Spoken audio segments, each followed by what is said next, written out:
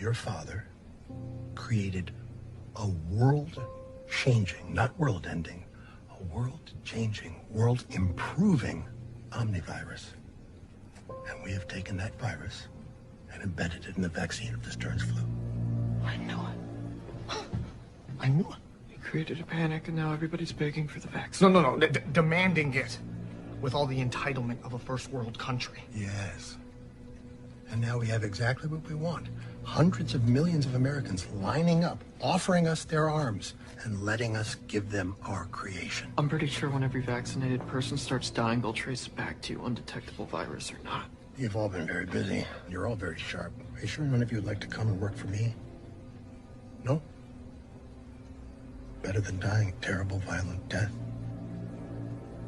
Then understand this. What we are doing is far bigger than death. Wait, this virus is not deadly. It looks pretty damn deadly. Tell me this. What have you done today to earn your place in this crowded world? Exactly.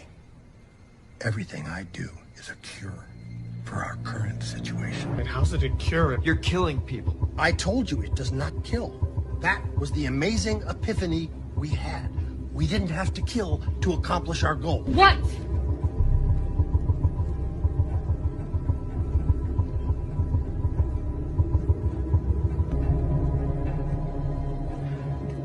We intend to stop human reproduction for 3 generations. The busy, endless global assembly line of babies will grind to a halt. You're sterilizing people?